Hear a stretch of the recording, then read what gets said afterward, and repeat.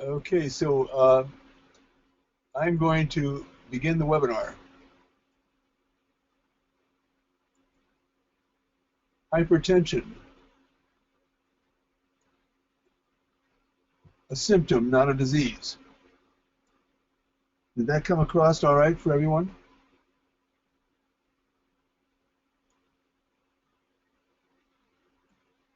Um,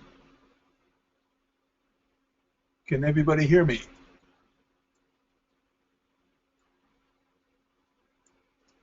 Okay, how about now? Can everyone hear me? Pamela, can you hear me? I can hear you. Okay, so I'm going to begin now. And we're recording. Yes, we're recording. Hypertension, hypertension, a symptom, not a disease.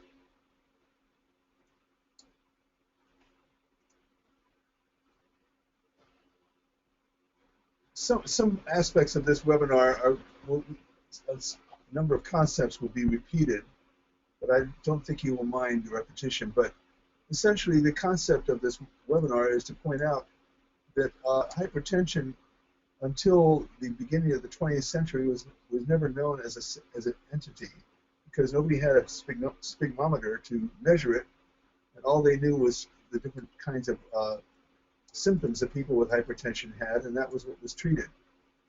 However, hypertension is a symptom that accompanies many other known Western diseases, a list of which are on your screen right now: ischemic heart disease, kidney disease, pulmonary hypertension, and diabetes, obesity, congenital heart defects, and sometimes hypertension is also associated with erectile dysfunction, tobacco and alcohol addiction, and hyperlipidemia.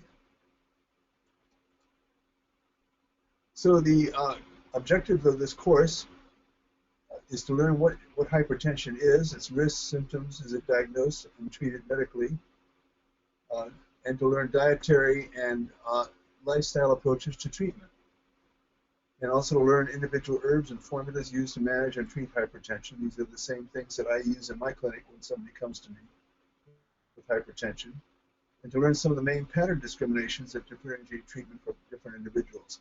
I probably won't emphasize that too much because I'm speaking not so much to TCM practitioners who might understand that. But I will mention a number of TCM, which is traditional Chinese medical herbs. And finally, to understand the relationship between up-bearing the clear and down-bearing the yang. This is an important concept in Chinese medicine. When you have bright, clear energy going up, and you have the ability for the yang energy to bring things down and toxins to be eliminated, clear energy should rise, and the yang should bring clear energy, good energy down, hold the energy down. But sometimes, with hypertension, bad energy rises. We all know that when people blow their top and get angry and frustrated and irritated, we say they're blowing their top, and literally they are blowing their top.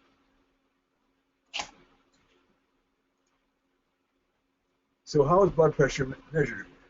This is a mouthful, sphygmometer, and you can have one type that's in the office, which is with the cuff, and the other type, which is a home sphygmometer. When I'm treating people with hypertension, I always tell them to have a good sphygmometer at home so they can measure it several times throughout the week, and then create a differential between all of them, a balance between all the different measurements that they had to be able to arrive at what they think their blood pressure is. If you've ever taken your blood pressure, you'll know that you can have a variance of 10 to 20 points, which can be the difference between high and low blood pressure, just by simply taking your blood pressure within 10 minutes of each other, or 5 minutes of each other for that matter. So your blood pressure is constantly changing. And I like people to have the best possible blood pressure as they can, so I like to have them to relax, ideally lay down, and just kind of like think of some pleasant things, and then you take your blood pressure, and then wait again, and take it again, maybe even take it a third time, and choose the number that's the best. So normal is of systolic is, which is the upper number, is less than 120, and diastolic, which is the lower number, is less than 80. Then there's this gray area of pre-hypertension, in which systolic is 120 to 139, and diastolic is 80 to 89, and that's pre-hypertension. And high blood pressure is 140 to 150, and diastolic is 90. Then you have stage 2 hypertension, which is 160 or higher, and hypertensive crisis, and I've seen people like this in my clinic, higher than 180 and higher than 110. These numbers, these higher numbers can be very alarming, and indeed they should be, but don't think that every time you see a high number that somebody's going to drop dead on the spot. They could, but that isn't necessarily the case. People can have these high numbers in blood pressure and simply relax and change their lifestyle, and even at the moment calm down, and their blood pressure will get closer to normal range. Also, pre-hypertension, 120 to 139, systolic, and 80 to 89. Many times when people age, their blood pressure just normally goes higher. So it's not unusual for people to have a somewhat higher blood pressure, which may look like pre-hypertension. So essentially, most older people above 60 or 70 years of age may have pre-hypertension. And that's just within normal range. So I spoke about how to use a sphygmometer. The point here is that if you're using a home machine, always take 10 points off the top number, because the portable machines measure higher than the traditional pneumatic devices in doctor's offices. And then we spoke about hypertension or not. What are the numbers that are associated with it? The pulse is also an indication that can accompany high blood pressure. A normal pulse is between 60 and 100 beats per minute. Although I must say, as a herbalist, in my clinic, when a patient starts getting a pulse 85 and above, I begin to think that their pulse is fast and they may have high blood pressure. Some could say that a normal blood pressure is 72 to 80 beats per minute. But as people are moving faster, it seems like the numbers are going higher, which are still allowed as normal, which I think is a problem. When the heart beats, pressure in the arteries increases, and this equals systolic pressure, which is the upper number, which is the one occurs between the beats. When pressure in the arteries decreases, this equals the diastolic pressure, which is the lower number. The heart has 4 chambers. The right atrium, marked RA, receives blood from the veins. This is the blood returning to the heart, and pumps it to the right ventricle. You can see that that's below the RV. And then this goes into the lungs, where it's then oxygenated, and the oxygenated blood is then pumped into the left atrium, and this in turn pumps into the left ventricle, and the left ventricle's vigorous contractions is what creates blood pressure. The coronary arteries run along the surface of the heart and provide oxygen-rich blood to the heart muscle. A web of nerve tissue also runs through the heart, conducting complex signals that govern contraction and relaxation. Surrounding the heart is a sac called the pericardium. As I said earlier, high blood pressure was not known as a disease before the ability to measure it occurred. And the sphygmometer was invented in 1871. So while other symptoms were treated that we know to accompany high blood pressure, in itself it was not a known disease in any traditional healing system, either in the East or West. So this is a brief review. Normal blood pressure for adults 120/80, high blood pressure 140/90. Now, what are some of the symptoms of hypertension? I'm going to start with the bottom one, asymptomatic. This is the problem. Uh, Many times people will have high blood pressure and there will be no symptoms at all. But if you have symptoms, these might be some of the ones that most commonly occur. Sleep disturbances, emotional dysphoria, and a dry mouth, which is slightly more common.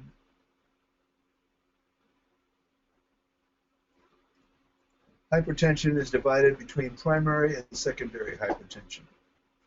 And primary hypertension accounts for 85 to 90% of diagnosed hypertension, while secondary hypertension is usually found in younger populations and is associated with congenital abnormalities of the kidneys, the endocrine, and other irreversible causes. So in other words, the secondary hypertension has to do with some constitutional organic problem, perhaps associated with something since birth. But primary hypertension is the type of hypertension that most people have that's created as a process of our lifestyle. So primary hypertension is often called a lifestyle disease. These causes are usually things that can be benefited without drugs, and often even without herbs, and only with a dietary and lifestyle adjustment. But secondary hypertension, which we can also manage to some extent with herbs, is usually identified in the younger population, and it's usually associated with congenital defects. Because blood pressure tends to increase with age, factors of aging which are greater or lesser in different individuals can result in high blood pressure, secondary to some people's aging process. Panic attacks and hypertension. So these are a list of a number of symptoms that and experiences that people with hypertension may have. It can be used as a rough diagnostic tool if 4 of these appear in any one patient. So shortness of breath, dizziness, palpitations or rapid heartbeats, trembling or shaking, sweating, choking, nausea, depersonalization or feeling of unreality, numbness or tingling, hot flushes or chills, chest pain or discomfort, fear of dying, fear of going crazy or losing control. So somebody comes to you and they have night sweats, and they have numbness and tingling in their arms, and they're complaining of chest discomfort, and they're afraid that they might be going crazy or losing control of their life. You can suspect high blood pressure, and any other 4 combinations would be a reason to suspect that. Any herbalist should, by the way, have a sphygmometer in their clinic, and it's a good idea to measure people's blood pressure when you come in and write that down. And as stated before, the sphygmometer was invented in 1871. Before that, the condition of high blood pressure was largely undiagnosed. There are 7 blood pressure levers that can remedy high blood pressure. First of all, the amount of blood inside our blood vessels. Obviously, the more blood inside your blood vessels, the harder and the more pressure is needed to push it around. The viscosity of our blood, how thin or thick it is, impacts how easily it flows. All of this, by the way, means something to an herbalist who's treating somebody. The strength of their heart could be an indication for G tonics, something that increases vitality and energy. Viscosity of blood would be an indication for blood thinning herbs like red sage root or motherwort herb. The amount of blood inside of the blood vessels would be an indication for herbs like dong quai or romania. The rate of heartbeat, if it's fast and resting, it means heat. So obviously, to address the issue of a fast heartbeat, one might want to give herbs that have a cooling nature, for instance, honeysuckle or sulfio, Prunella vulgaris. The flexibility or ability for our blood vessels to relax and be less tense. This is where antispasmodics play a role, and in the Chinese medicine, the category of internal liver wind. Um, and then finally, the reduction in external pressure on our blood vessels uh, can be helped with weight loss. Reduction of any blockages within our blood vessels. Uh, there are specific herbs that actually will relieve blockages in the blood, break up blood clots and things of that nature. And we'll talk about some of them. So these are some of the causes of high blood pressure. Uh, as we said earlier, excuse me,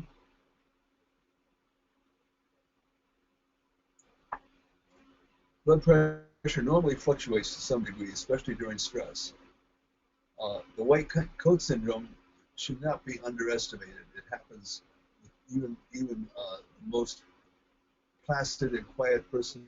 They come into an office and then somebody comes with a white coat and they're going to take their blood pressure, and immediately they're sitting there just as quiet and peaceful looking, and their blood pressure is seething inside. So this is one of the things that needs to be taken into account. It can happen when herbalists take the blood pressure, or when the sphygmometer starts going, as it's ramping up. All those things create anticipation and anxiety. And we talked about blood pressure increasing with age, and blood vessels become less pliant as we get older, and the result of atherosclerosis. We talked about overweight individuals, changing hormones, genetics. Stress and anxiety can cause spikes in blood pressure. Don't ever forget the possibility of diabetics who would experience more instances of high blood pressure. I recently had a patient with high blood pressure, and she thought her blood sugar was normal, and it was mostly normal, but every once in a while when it would spike, her blood pressure would go up. So here I am trying to treat her blood pressure when the cause of her blood pressure is diabetes. So uh, again, blood pressure here is a symptom, not a disease. Some people think that too much salt or sodium can be a contributing factor to high blood pressure. I have to say that this is a controversial uh, issue, but while most of Western medical doctors agree, there are some who don't. And generally speaking, the influence of salt is very slight on blood pressure. But if it is noted that there is an influence, then that should be taken into account. The shape of the blood vessels will help or hurt your blood pressure. This can be affected by operations and things of that nature. And also, if your kidneys are weak, uh, they're unable to filter out sufficient fluid, which causes the heart to have to work harder. Smokers receive a diagnosis of hypertension more often than non-smokers because tobacco tends to contract the veins and arteries of the body. Overloading on alcohol can also cause high blood pressure readings, and a potassium deficiency or a vitamin D deficiency can contribute to hypertension. And African Americans tend to have a higher risk of hypertension. I guess we can understand that, considering the recent political happenings in this country, where black people are finally rising in protest with the fact that they're being singled out more often by police, and they're on the streets a lot, and being affected by gangs and things of this sort. So there's just a lot more at stake in terms of life-threatening experiences for a black person in American society today than it is for white people. So they're going to tend to have a higher blood pressure and not even realize what's causing it. Since dietary belly fat is one of the indications of high blood pressure, it's prudent for such individuals to go on low-calorie, low-carbohydrate, higher protein, and fat diet of no more than 800 to 1,500 calories per day, with no more than 30% of the calories derived from fat, and limiting saturated fat from the diet. That's also a controversial issue these days, but I think in general we'll stay with that for the sake of this discussion. unlimited amounts of fresh whole fruits and vegetables, cooked or raw, avoiding the three whites. The three whites. White flour, refined sugar, refined salt, just about anything in the middle aisles of your supermarket. Fruit juice, which I think can affect blood pressure because of the sugar, but I personally find it to be not that big of an issue.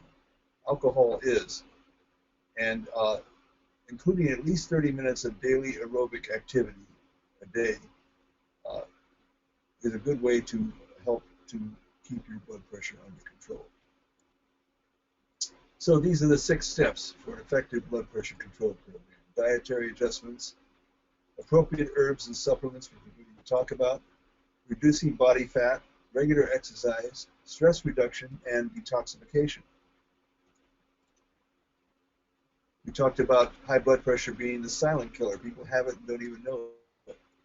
Uh, it's implicated as a primary or contributing cause of over 1,000 deaths per day in the U.S. alone. That's 1,000 deaths per day. And it's also the leading cause of stroke. When we say that somebody is blowing their top, that's another way of saying that they're having a high blood pressure fit. High blood pressure is a major precipitating cause of heart attacks. And 69% of people who have their first heart attack, 77% who have their first stroke, and 74% who have congestive heart failure also have high blood pressure. In the United States, 1 out of 3, that's 31% of the adult population, has high blood pressure. This comes out to be around 78 million people. Only half of these have their blood pressure under control. So if you're encountering a lot of anxious people on the highway and rude and crude people on freeways, you can pretty much bet that hypertension is rampant in those places on congested freeways. Furthermore, another 30% of the U.S. population has pre-hypertension, which are readings not quite high enough to be considered full-blown hypertension. So I was going to say something here. I'm trying to. Oh well. So don't stop prescriptions without talking to your doctor. Um, that's very important here. As I talk about things to do, uh, it would be very irresponsible of me to tell you to stop all your prescriptions and just take these herbs and your blood pressure is going to be under control. If you were my patient and I was seeing you on a weekly basis, yeah, I might tell you that you might taper off of these things. But if you're taking prescription drugs, I always would recommend you to let your doctor know about it so that you can be part of this process. Um,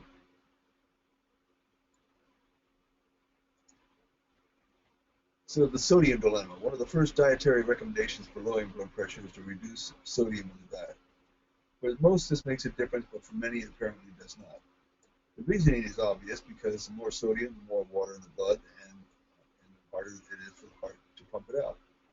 However, the problem is exacerbated if you use refined salt without its naturally occurring trace minerals. Some of those trace minerals are extremely beneficial in actually helping to control blood pressure. The effects of hypertension, it affects our sleep, our moods, our memory, our sexual function, including erectile dysfunction and feminine response. Major conditions associated with it are enlarged heart, it just gets too big, pumping so hard, arteriosclerosis, coronary ischemia, coronary infarction, all of those are like basically heart attacks and blood clots in the heart, peripheral vascular disease, retinopathy, nephropathy. In other words, the blood vessels in the eyes can rupture, and the blood vessels and veins in the kidneys can also rupture. So Western medical treatment of hypertension, besides the lifestyle, dietary, weight control, prolonged vacations, and exercise. I once knew a Chinese doctor that everybody who came in to see him, he would tell them as his first prescription was to take a vacation. Um, I wish that people could take more vacations, but Americans are notorious for not taking vacations, and many people will just pass them by and prefer to continue to work, and even if they even if their job will allow them to take a vacation. Uh, so medications, Western medications, that is, diuretics uh, deplete essential minerals such as potassium. We're talking about Western diuretics like Lasix. They get rid of the water, but the toxins and the poisons remain in the system. And in the process, they also get rid of vital minerals like potassium. Alpha adrenergic blockers and beta blockers, they block the secretion of adrenaline, which causes high blood pressure. So, quite frankly, this one and the next one, calcium channel blockers, the problem with taking these things is people feel really kind of tired all the time, and just kind of no energy, and certainly their sex drive is out to lunch. And several of these medications are prescribed simultaneously. Oh, I know what I was going to say previously. The problem is treating blood pressure as the disease and not a symptom of the disease. When we approach blood pressure as a symptom of disease and we treat the other factors that go along with it, then we are taking the natural approach that's used traditionally in Ayurveda and in Western herbalism and in Chinese medicine, even before there was such a thing as measuring blood pressure. Having said that, high blood pressure is cause for alarm since we can measure it, and it's good to have certain tools in our kit that we can use to lower it. And we'll talk about those in a minute. Some of the common adverse reactions of antihypertensive diuretics: hyperkalemia, hyperuricemia, glucose intolerance, hypercalcemia, hypercholesterolemia, hypertriglyceridemia, sexual dysfunction, nausea, GI distress, gynecomastia, menstrual irregularities. Common adverse reactions of alpha and beta blockers: bronchospasm, fatigue, insomnia, sexual dysfunction, exacerbation of heart failure, masking of hypoglycemia, triglyceridemia, and decreased HDL cholesterol. Common adverse reactions of ACE inhibitors and angiotensin II receptor blockers: rash, cough, angioedema, dizziness, headache, hyperkalemia, and sexual dysfunction.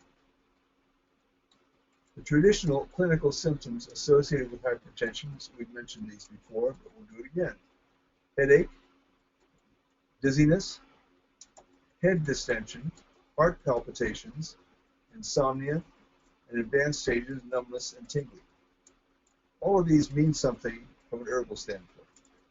From an herbal standpoint, there are many ways to treat a headache, and Western medicine normally just takes drugs to disguise the pain, and sometimes it works and sometimes it doesn't, but when you come to an herbalist, they try to find out what's the cause of the headache. And lo and behold, if you're treating the headache successfully, you might be also lowering the person's blood pressure. Dizziness is classified as an internal liver wind. That's a condition that is oftentimes associated with the use of antispasmodics, specifically herbs like gastrodia and uncaria, not herbs that are commonly known by most people. Gastrodia is getting better known these days, but its substitute, which we're going to spend a little time talking about in a moment, is the honey mushroom, which I just went out today and picked a whole bucket full of these things in my garden. Fantastic antispasmodic, internal liver wind herb. It's free and it's abundantly available, and it replaces gastrodia in most cases. Insomnia, and again, if you can treat insomnia naturally with herbal medicine, you're probably affecting somebody's blood pressure. And in advanced stages, numbness and tingling. Normally this has to do with blood circulation, and again, an herbalist might be thinking about using herbs to promote blood circulation, perhaps thinning the blood, moving the blood, using herbs like gong quai and motherwort, and salvia mildew rise up. So the TCM causes of hypertension. Constitution is the first one. Excess yang, uh, the hyperachiever, and yin insufficiency. In other words, that hyperachiever keeps pushing and pushing and pushing. In the meantime, their core energy gets weaker. That's their yin insufficiency. So it's like the motor, the core of the motor is burning out, and that's yin deficiency, yin insufficiency. These terms mean something because excess yang, we have herbs that will lower yang in Chinese medicine, and yin deficiency, we have herbs that will supplement yin deficiency. Uh, uh, if you take your car and you run it without oil, it classically has yin deficiency. If you want to treat that yin deficiency in your car whose engine is burning out and so forth, you take it and you put oil in the machine, and those are the effect of yin tonic herbs for treating yin deficiency. Diet, preferably. A diet is very controversial again. There's so many different approaches to diet, and I'm not going to get into a whole lot of it. But let's say that in general, it's probably a good idea if you have hypertension without yin deficiency. In other words, with excess yang and without yin deficiency, then you would want to do a diet that's cooler, more vegetarian diet, more vegetables. If you have yin deficiency, then you probably actually want to have more fat and more meat in your diet. Insufficient exercise, insufficient rest, and excess worry and thinking, and unfulfilled desires. Oh boy, aging. All of those can be causes from a traditional Chinese medical approach to hypertension. Now comes the fun part. Some herbs used to help reduce hypertension. Prunella vulgaris, this wonderful herb that it's known as self-heal. It grows pretty much all over the world. Certainly it's in China. It grows here in the Pacific Northwest, which is where I'm at, Northern California. And it grows on the East Coast, and it grows in Europe. And it's an odd thing that an herb with such an incredible name called self-heal is so little used by Western herbalists. And it's funny that another thing about self-heal is that it's an herb that can be eaten as a vegetable ingredient, as a pot herb. Now, sometimes it's called Chinese houses. If you look at the flower configuration, there's several little flowers at the top of the corolla. And it's a small little plant, maybe about a foot high, maybe a foot and a half high on the ground. And it's easy to grow in the garden, and it is sold as a ornamental.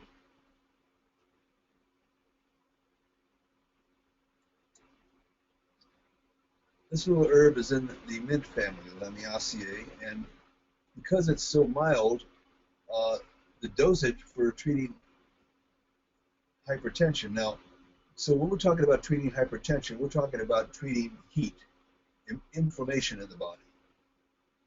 Again, if you can lower inflammation, you're probably going to affect high blood pressure. And so you determine how much of a role high blood pressure or inflammation is playing in somebody's syndrome of hypertension.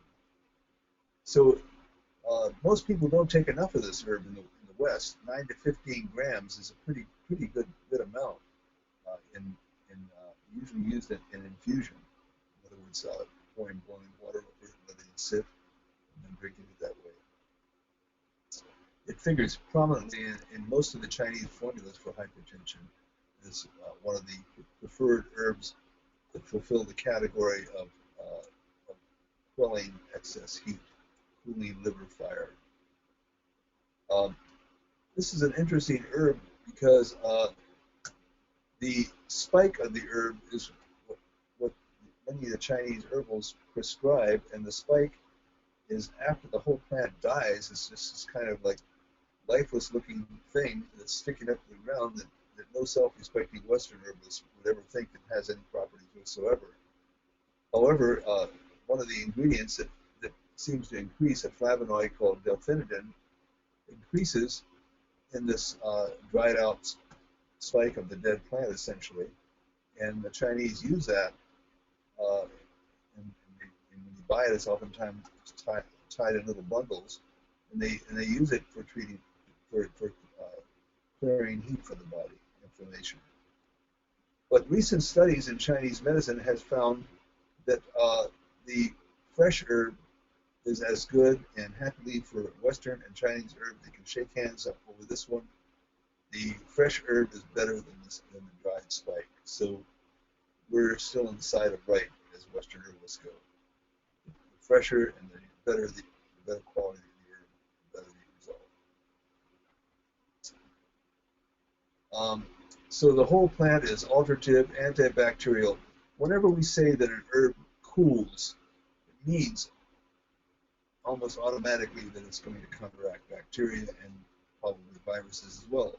Antipyretic means it lowers fevers, it's antiseptic because it's killing bacteria, antispasmodic, astringent, carminative means it will help digest food, diuretic, febrifuge, clearing fevers, lowering blood pressure, hypotensive. That's the word we're looking for the topic of today's webinar. Stomachic, styptic means it will stop excess bleeding.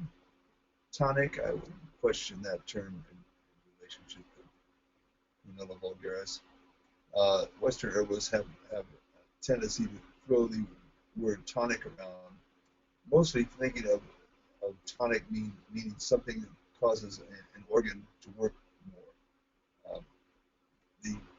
The idea of a tonic in Chinese medicine is much more systemic and much more constitutional, increasing energy, increasing blood, increasing hormones, and so forth. That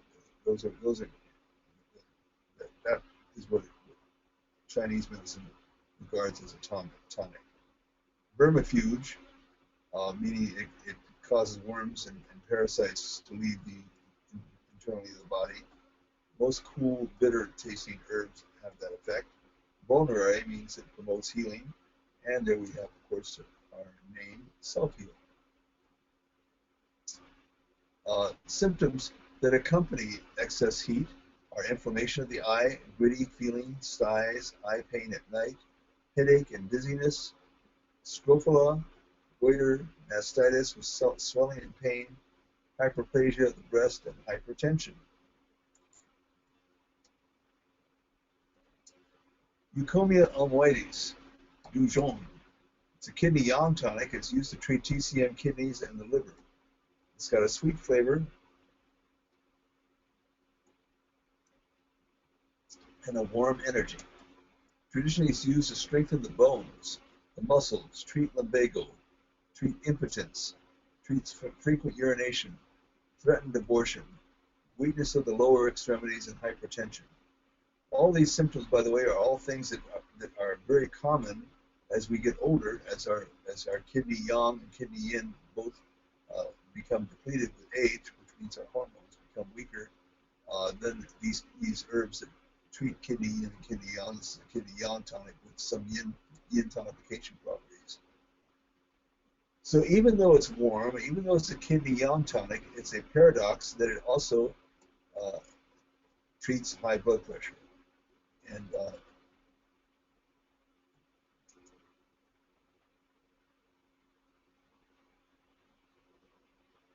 Gastrodia elata, called Tianma. Its energy and flavor is sweet and it's balanced. It's an orchid, and the organ channel affected is the liver, and it treats internal liver wind. Internal liver wind has symptoms to do with balance, dizziness, headache, hemiplegia, hypertension, strokes, epilepsy, convulsions, paralysis, Bell's palsy. These internal liver wind herbs like Gastrodia and Uncaria, both of these herbs are phenomenally effective in treating these conditions. The dose is 3 to 10 grams. Unfortunately, Gastrodia is an orchid, and it I believe it grows in Sichuan, and it's now endangered. And so it's extremely expensive. And the Chinese have figured out another herb called Armillaria melia, or the honey mushroom, which is perhaps the most ubiquitous mushroom that I know in my forest around here. Santa Cruz is famous for having a diversity of mushrooms. By the way, we're having quite a lot of water here, which we're enjoying after a few years of drought. And the result of that is going to be a great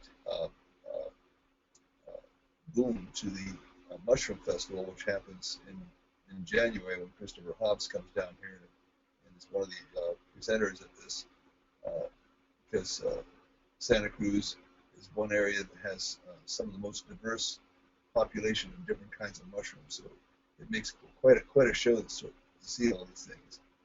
But I dare say you probably won't see many honey mushrooms there because they're just too common. You can eat them, and that was actually how I first know them, because they're easy to recognize.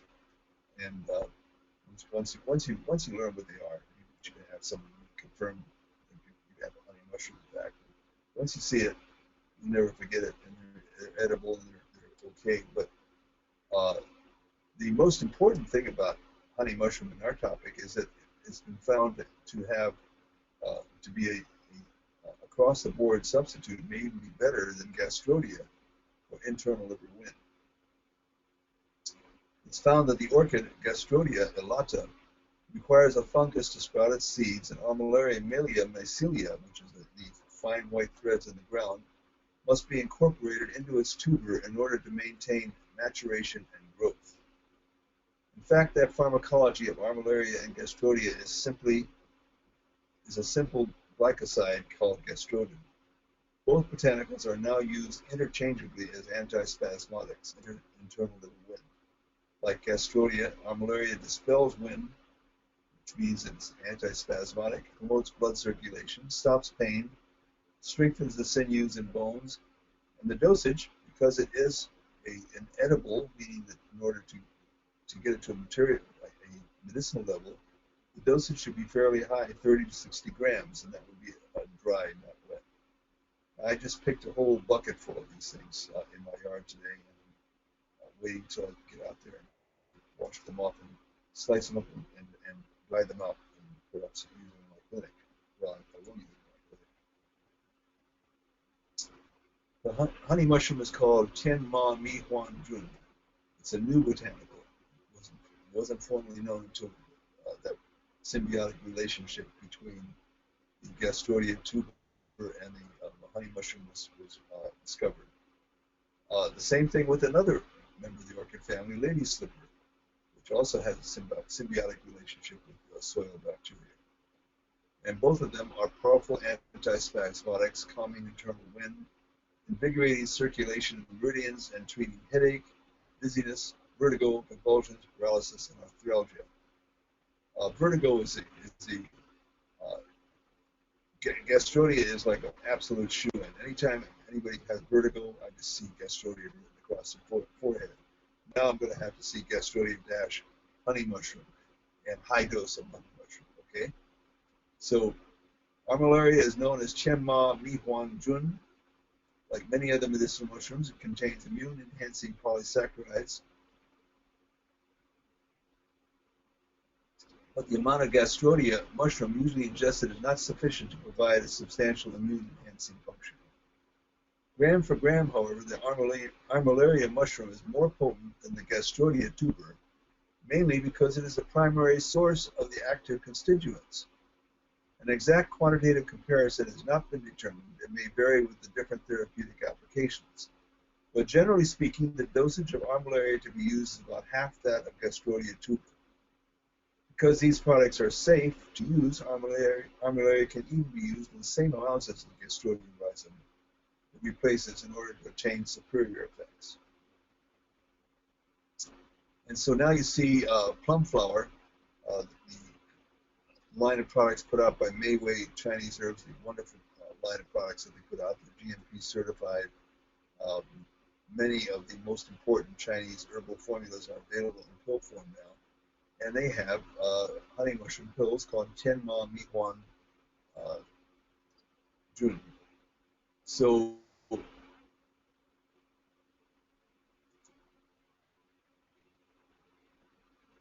honey mushroom is found in both in the plum flower version, Tianma Mihuan Su it's called, and it's found in a blue poppy product, uh, formula probably put together by the great herbalist Bob Flaws, called Hyperquell. Hyperquell is a product that I use in my clinic for high blood pressure, oftentimes along with Chinese and formula for other conditions that might be presenting, Western herbs and Ayurvedic herbs.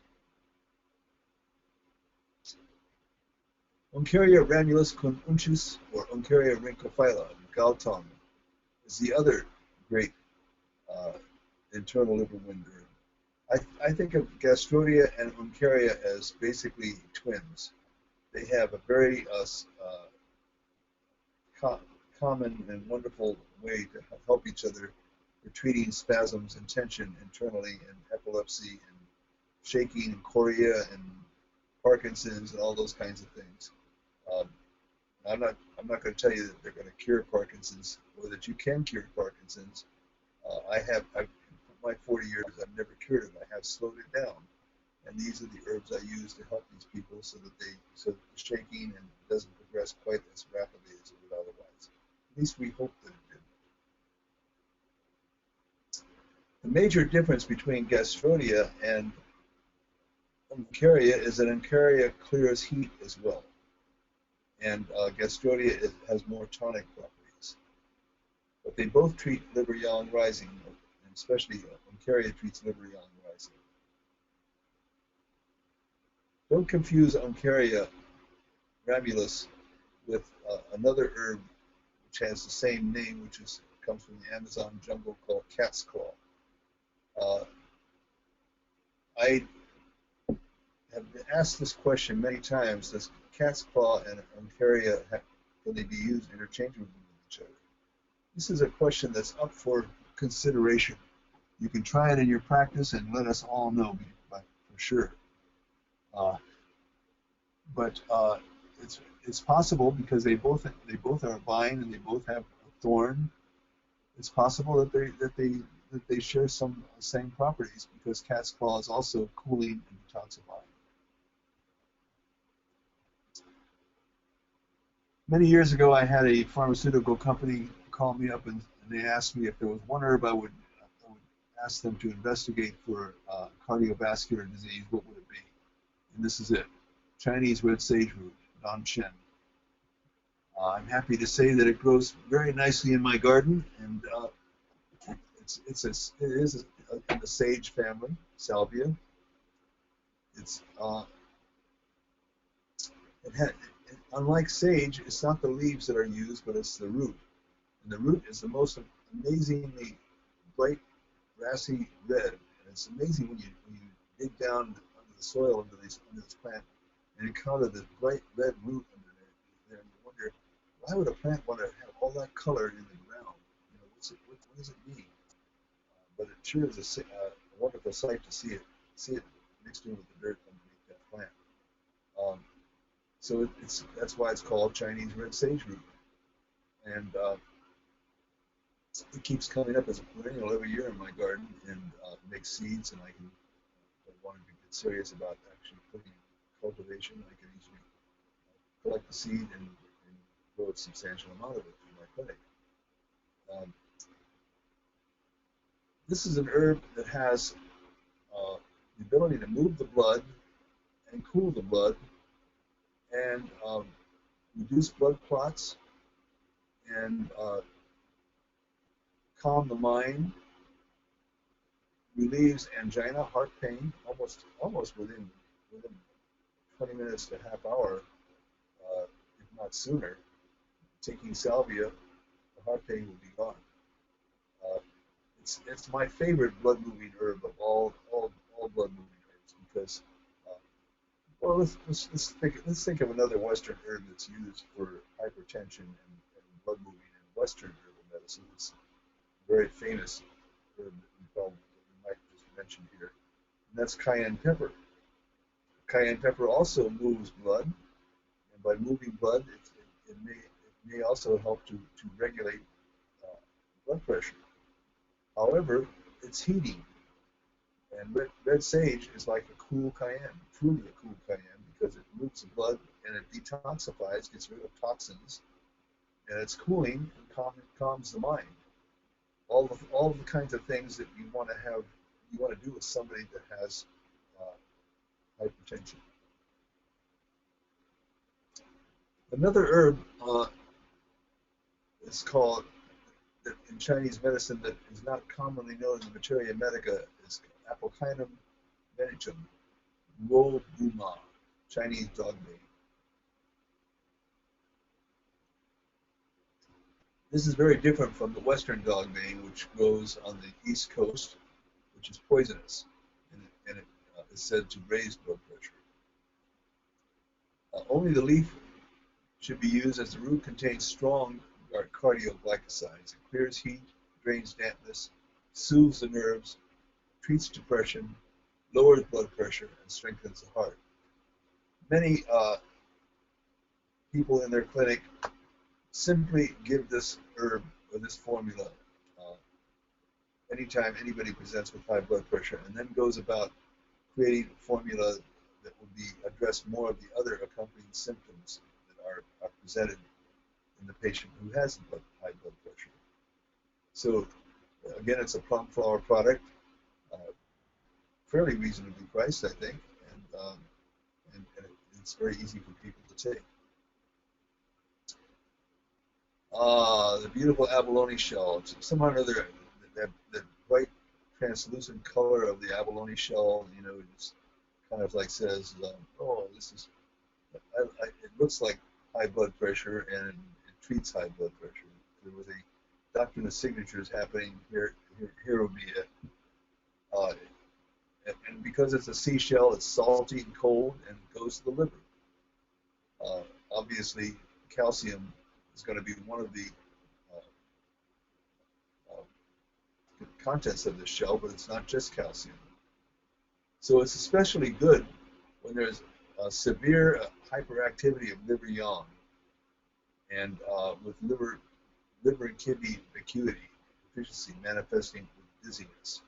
So when somebody's blood pressure is so high and that they're dizzy and they're just really blowing their top, think about putting some abalone shell. Now, how do you take that shell and put it into the tea? Well, you can buy small little abalone shells about the size of silver dollar. If you haven't seen silver dollar for a while, it's about twice the size of a $50. Maybe some of you haven't seen any of those either. So you just have to use your imagination. But it's a medium-sized cookie. And you can buy a whole bunch of those abalone shells that way from Chinese pharmacies. Not very expensive. And then you have a retort, which is a metal what do you call it? Thing that you smash and grind things in. And you just literally crush the shells and grind them up until you get close to a powder of the abalone shell. Now, if you're going to put this in a tea, and you can do that, that's how these things were taken originally before all these convenient ways of having pills and powders and dried extracts came about, which makes things really easy these days. But if you're going to make it into a tea, you use 15 to 30 grams of the shell, and you boil it for a half hour, 45 minutes before you'd add any other herbs that you might use in a formula with it. Because obviously it's a mineral or shell type of herb, and it takes longer to extract it than it would from a leaf or other types of things. There's blue poppy's hyperquell. We talked about that earlier. Now we're talking about a very important Ayurvedic herb for hypertension. And, this is extremely effective. It doesn't treat the cause of hypertension. Uh, and its original use in Ayurveda was as an antipsychotic and anti-schizophrenic drug. Rauwolfia is actually a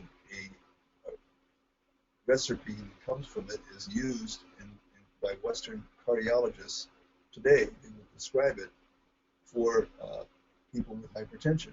So it's a very effective herb, and it comes. And the recipe originally came from this plant. Uh, I think that there has been some reason why it's used less frequently by Western cardiologists in recent times, although they still use it because in some people it may cause depression.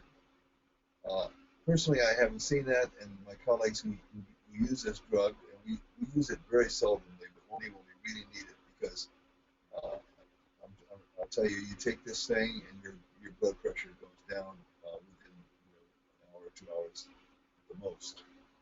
And you can take it on a daily basis. You want to start out with a low dose, 2 milligrams or 2 to 5 drops, once or twice a day after meals, and then several times a day if needed. The person begins to realize when their blood pressure is out of control, and they can take this while other things are being treated that are the cause of the hypertension. Now, anxiety is certainly a factor that goes along with hypertension. We saw that right at the very beginning, where unfulfilled desires and worry and so forth accompany hypertensive conditions. So anxiety is where this herb really is a champ because it really calms the mind. It really knocks anxiety right out of the ballpark. And that's why it was used as an antipsychotic and anti-schizophrenic drug in Ayurveda.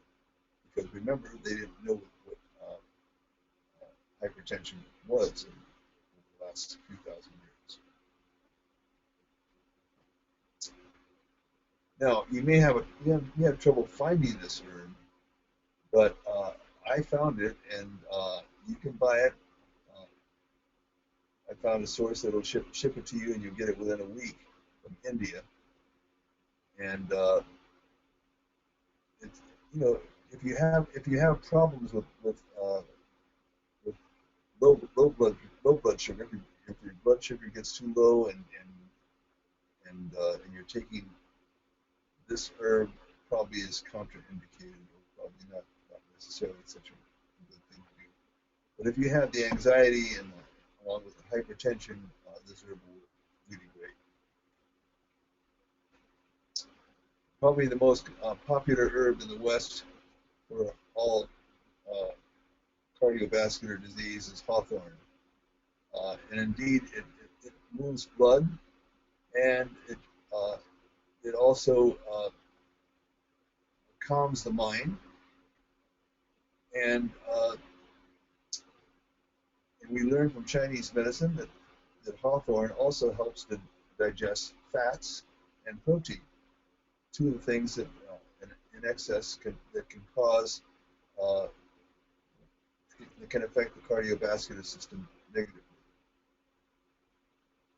This is an incredibly safe herb, and 1 to 30 drops of the tincture 3 times a day. I would never say 30 drops. one, one, one drop of hawthorn. No, I would say 30 60 drops, 30 drops to a tincture, a teaspoon of tincture.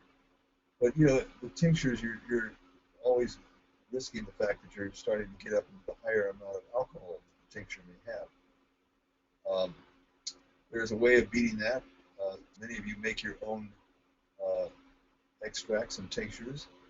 Uh, Many of these plants, like hawthorn, I would suggest boiling them in water and then cooking them down as concentrated as you like, and then straining them out because the volatile aspects of the hawthorn are not necessarily the part that is working for the cardiovascular system. So you can cook it down to a rather more condensed decoction, and then just add enough alcohol so that you can raise the alcohol level to 20 to 25%.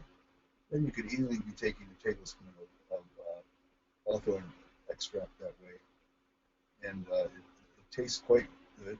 And I've also made hawthorn wine, and it's delicious. Um, let the berries make its own.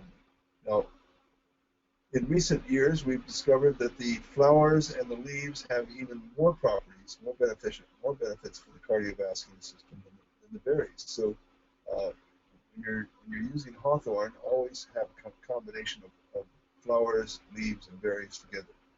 Tricky thing to do because a lot of times when the flowers are passed, then you have just the berries and you miss the flower stage. So you have to harvest it in cycles that way and put them together. Oh, we talked about hawthorn, and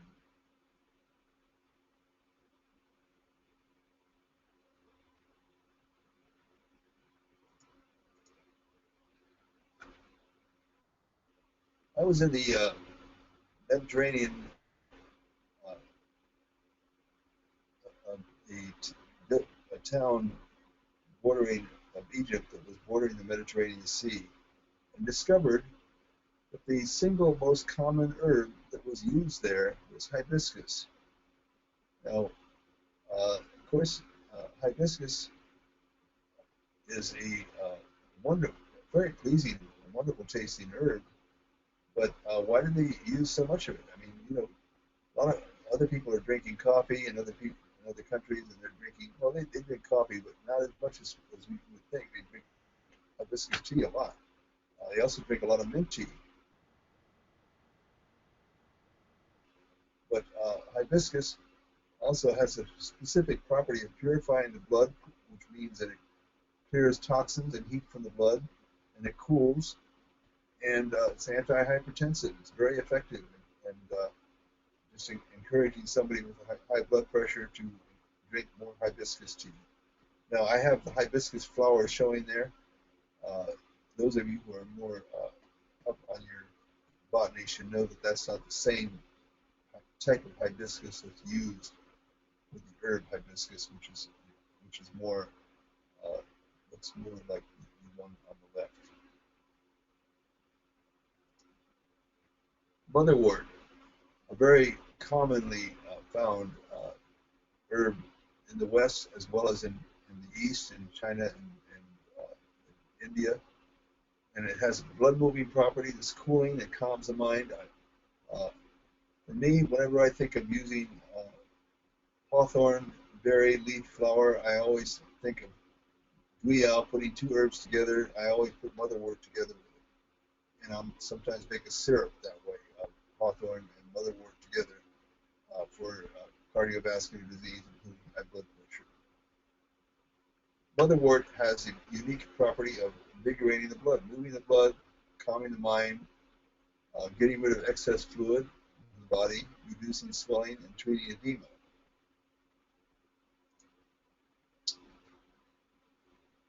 You can't have a talk about hypertension without mentioning garlic and cayenne, uh, two important herbs that are on the scene right now, and they're not my most favorite herbs these days for high blood pressure. Mung beans. This is you'd be very surprised to know that the mung bean is very effective for high blood pressure. That's one of its indications. You can see there that the organ and meridians that are affected by the mung bean is the heart and the stomach. It means that it's good for digestion. Uh, One of my teachers, Miriam Lee, who was an acupuncturist and knew only a few herbs, would buy bags of mung beans, cellophane bags of mung beans, at maybe 1 or 2 pounds, and she would sell them to all of her patients with high blood pressure. And this was her method of telling them how to use the mung bean for controlling their blood pressure. You pour 1 cup of boiling water over 4 tablespoons of mung beans. Now, to be quite frank with you, I don't know whether it's 3 or 4 tablespoons of mung beans, but since it's a food, it doesn't make too much difference. You pour boiling water over the mung beans, and you allow it to stand until it's cool enough to drink. And then you pour another cup over the same beans in the midday, and repeat the same thing. You drink that when it's cool enough, and finally, it's repeated again in the evening. And by that time, maybe the mung beans will be soft enough, and you can eat them. So mung beans are extremely good for clearing heat. They also use for poisoning, including pesticide poisoning, and they treat burns. They're used for summer heat, for heat stroke. And of course, they are an important ingredient in one of the most important healing foods of Ayurvedic medicine, called khichdi, food of the gods. You can look up a whole article, long article that I wrote called Khichdi, Food of the Gods on our website, planetherbs.com, www.planetherbs.com. Look up Khichdi, Food of the Gods, and you'll see a much more complete directions of how to make your own khichdi with mung beans. But in healing in Ayurveda, just like every person that comes to an Ayurvedic doctor, almost always gets triphala, which is an herb that clears most balanced elimination of all toxins without creating any weakness. And they also are going to get khichdi because it's easy to digest, and it's a good diet that has a complete protein in it, and it heals all diseases. And if you're looking to try to control weight, going on a fast of khichdi, a small to medium-sized bowl, once a day for three times a day for 10 days is a good way to get some extra pounds off your body. Herb Farm, one of the first and most reliable herb companies in North America, has a wonderful blood pressure tincture called Blood Pressure Support. And it has a number of herbs that we're going to talk about: hawthorn berry leaf and flower, and olive leaf, linden flower, bean pod, which is a diuretic, and mistletoe. Linden flowers. The linden tree, Tilia europea. The flowers and bracts are used in tea and has mild emulsant, anti-inflammatory, expectorant, sedative, astringent, antispasmodic, diuretic, and antimicrobial properties. In Europe, linden flower, mint, and chamomile are the three most common herbs that people use most commonly of all herbs as an herbal beverage. And linden flower is a wonderful herb for blood pressure. And you probably want to take a little bit more than you would get in a tea bag. I would say at least a tablespoon, or 2 tablespoons even, to a cup of water. You pour the boiling water over the flowers, let it steep, and make it that way. Perhaps a little honey, and it's very effective for controlling blood pressure. Sometimes I've seen this work when nothing else will. European mistletoe. I must stress that it has to be European mistletoe, not mistletoe of North America, because North American mistletoe is toxic. But European mistletoe, Biscum album, is a great herb of the Celtic tradition. It's a mild sedative and it's hypotensive. It figures into a lot of Western herbal formulas for high blood pressure.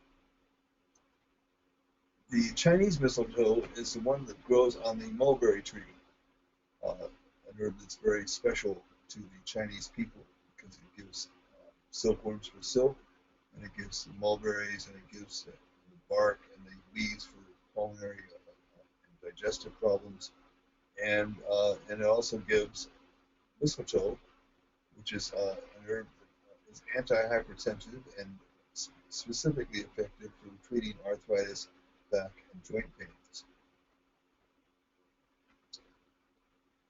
Olive leaf, peripheral vasodilatory, antispasmodic, anti-arrhythmic, diuretic, anti-hyperglycemic, cholesterol, triglyceride reducing, antipyretic, antioxidant properties. Tastes horrible. Studies have found that oleoeuropene, the active principle, achieved extended and often reproducible reproducible reduction in blood pressure in rats. Probably used for medium to severe hypertension. It has an irritant effect on the gastric mucosa, mainly because it is so bitter. So it should be taken after meals. The dose of the 1 to 5 tincture is 20 to 30 drops TID. So this is an herb that you would take in tincture form, or you take it in powdered leaf form, because it doesn't make a pleasant cup of tea. The single greatest herb for the heart, all cardiovascular diseases in the heart, is Arjuna in the Ayurvedic tradition. Arjuna, or Terminalia Arjuna, is the bark of the tree is used. It seems that this family of trees, the myrobalans, gives us the 3 fruits of Triphala, and it also gives us this wonderful Arjuna, where the bark is cooling, reduces kapha, which is dampness, and reduces heat or inflammation, which is pitta, and it's cardiotonic. It strengthens the heart muscle, and it combines well with CoQ10, from my personal experience. It treats arrhythmias and heart rate abnormalities. It's useful for edema. It reduces stress and nervousness of the heart. It relieves blood stagnation, and it treats hyperlipidemia, angina, helps reverse atherosclerosis. Is there anything else you want to do for the heart? And it's treatment for primary hypertension. The dose is 500 milligrams of the bark 2 or 3 times daily. Indian mythology believes it is the goddess Sita's favorite tree. I'm happy to say that Arjuna figures into a number of my own planetary formulas that I developed out of my own practice. We have a single herb Arjuna that's in planetary formulas, and we have a Arjuna cardio support, which combines red sage root and tianqi ginseng and hawthorn together with Arjuna, those 4 herbs. Very, very effective for all cardiovascular disease. Rhodiola and Rosea and the crenulata species, Hong Jin Tian. Primarily, the root is used. This is an adaptogen, very, very well known in northern Europe and northern parts of even North America. It also grows in the mountains. It goes to the heart, kidney, liver, spleen, and lungs. And it is used in Chinese medicine as well. It helps regulate blood sugar, and it's a cardiovascular tonic.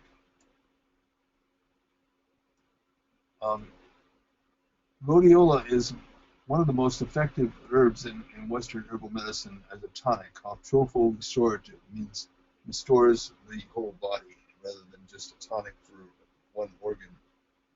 It's an adaptogen like Eleutherococcus, or formerly misnamed Siberian ginseng. It's not a ginseng at all.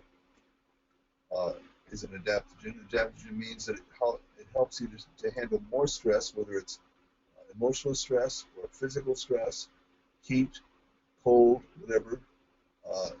You take these herbs, they somehow help to buffer and strengthen your body so you can handle more of these kinds of stresses on the body without a deleterious effect.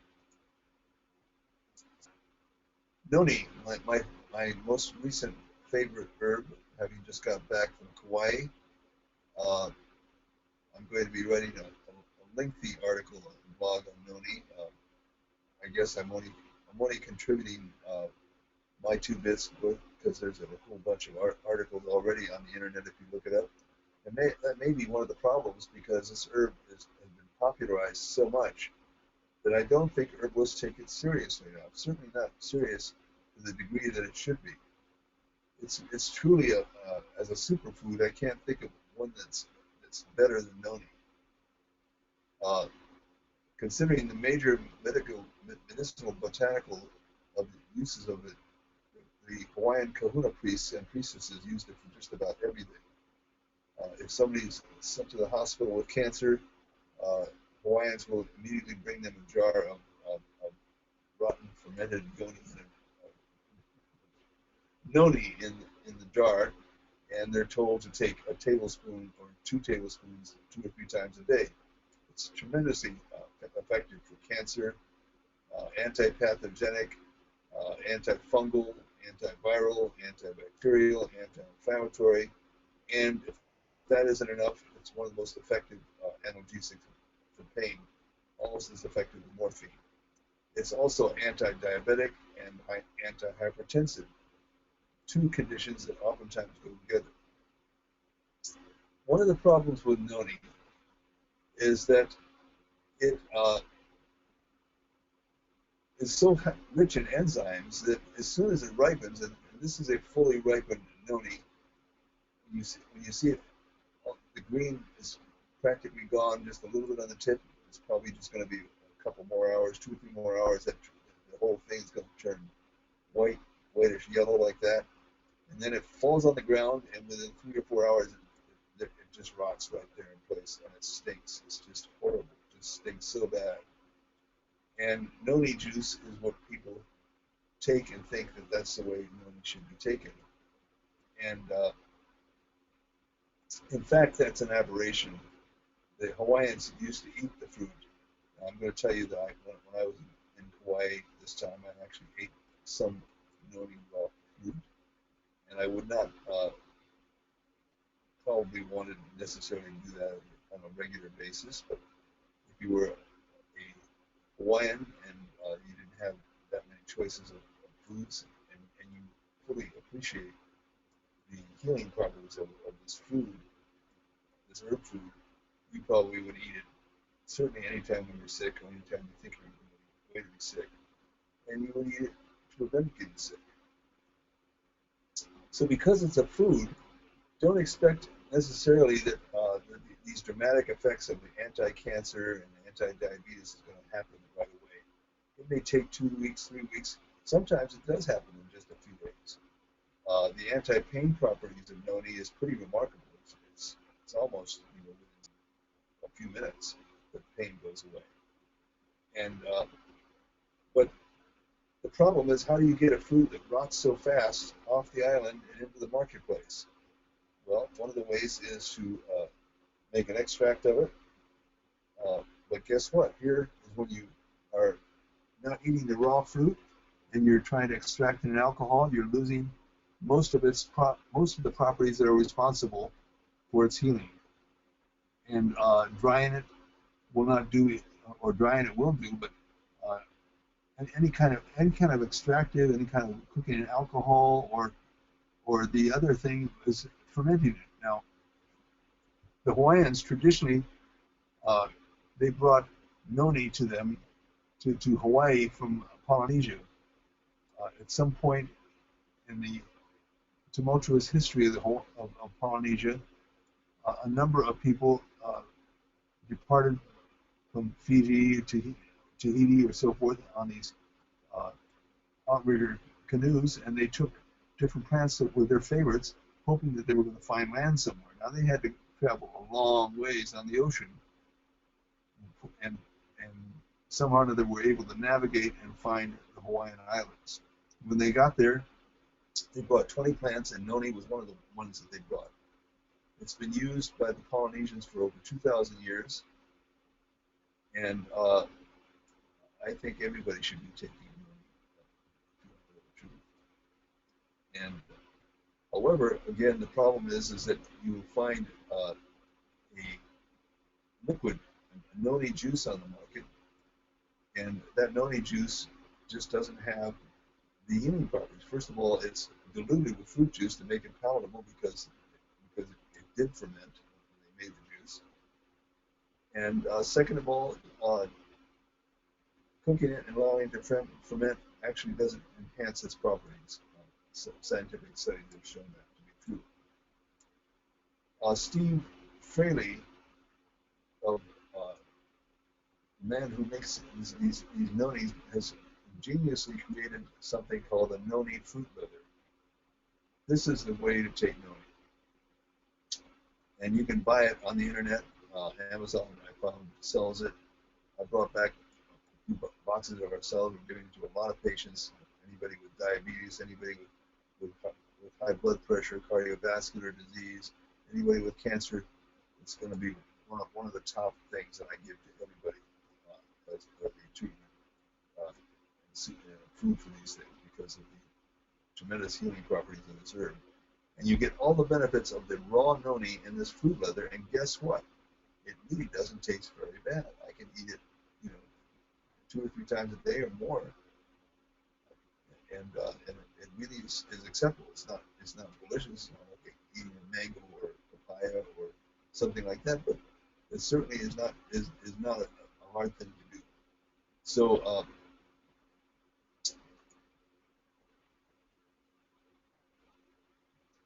noni is one of the highest known sources of antioxidants, measured as oxygen radical absorbance capacity, or ORAC value. You'll see that oftentimes in a few products, ORAC value, meaning its antioxidant potential. And the noni fruit leather has 340,000 ORAC value, apples 3,082, blueberries 2,400. Noni juice, which is the one that most of us know as noni in this country until you just heard it from me about noni fruit leather. And by the way, let me be clear here. I have no financial kickback from this at all. I buy it just like you do on the internet or directly from Steve Fraley and his farm.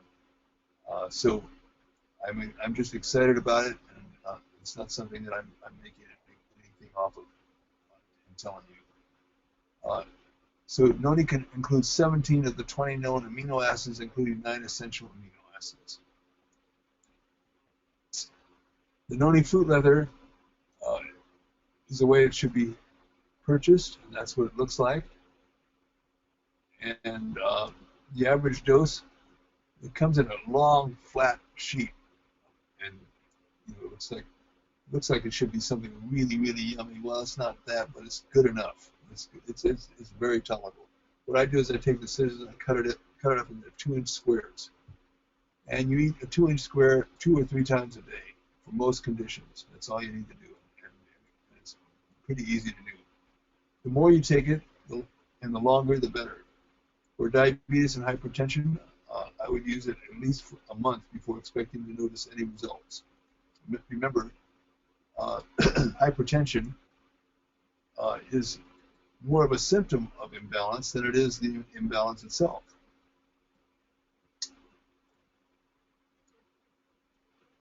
And there are herbs that raise blood pressure. Ginseng is one that I'd be careful of. Licorice, ephedra, coffee, of course, deer antler, citrus peel, angelica, wild ginger, asarum, cerevia, wormwood, golden seal, and mint. Let's see. Let me earmark a few of those where you're most likely to make a mistake. Ginseng, yes, it raises blood pressure. Golden seal, yes, it's known to raise blood pressure. But, don't give it. Whereas, on the other hand, coptis doesn't raise blood pressure, so that's a little difference. They're both berberine-containing herbs. The golden seal is the one that raises blood pressure. Ephedra and any which has ephedrine alkaloids, and of course coffee. Those are all things that aggravate high blood pressure.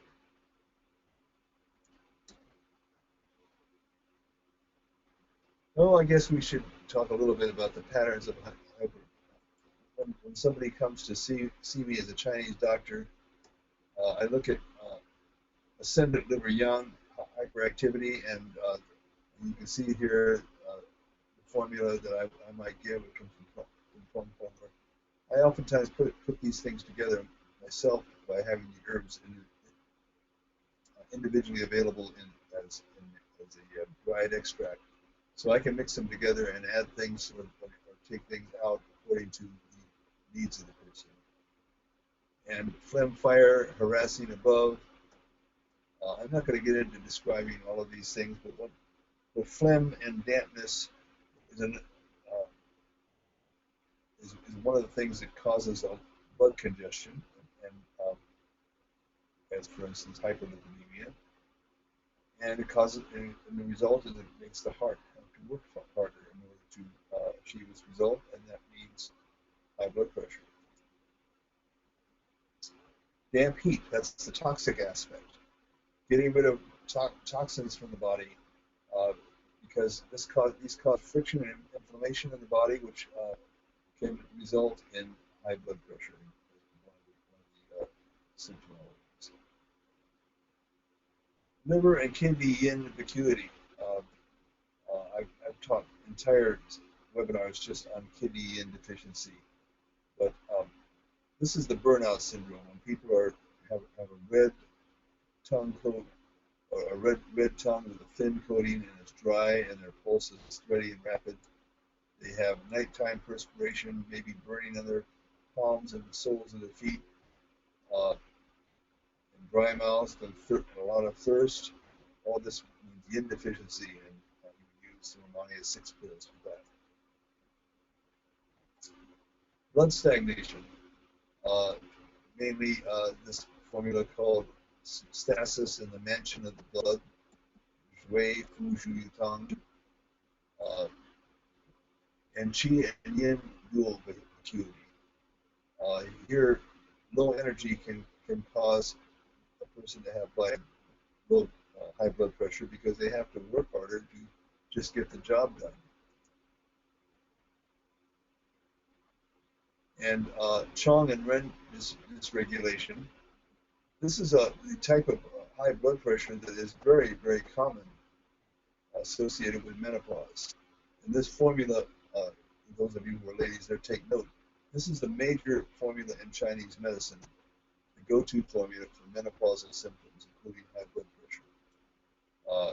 It's called Ershin Tong, or 2 immortal tea pills. Very, very effective and very wonderful for women, but also for men. But here it's high blood pressure caused by hormone dysregulation. When yin and yang are both deficient, in other words, both yin and yang, both the sympathetic and the parasympathetic nervous system are low, then we use Shen Qi Tong or golden tea pills, Romania 8. And that's the conclusion of our course. Now, I'll take a moment here to see if you have any comments or questions that I can address. And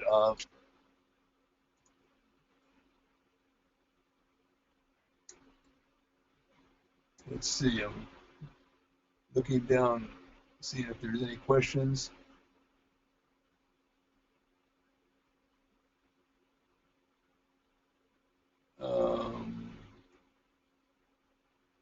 You know, you can just chat with me down there, I think. So you put your question in. Let's see here. Does the sprouted mung bean have the same heat clearing properties as the cooked? Yes, it does. Rhodiola makes me clench my teeth. Really affects my mood. Well, it's just not for you, I guess. It's very strongly astringent, so some people didn't react to that. I don't know what USVI, the leaves of the starvation apple, are used. I'm not sure what that is. No, don't buy noni powder because, you know, again, it's very different from the noni fruit leather. It's for Joe. And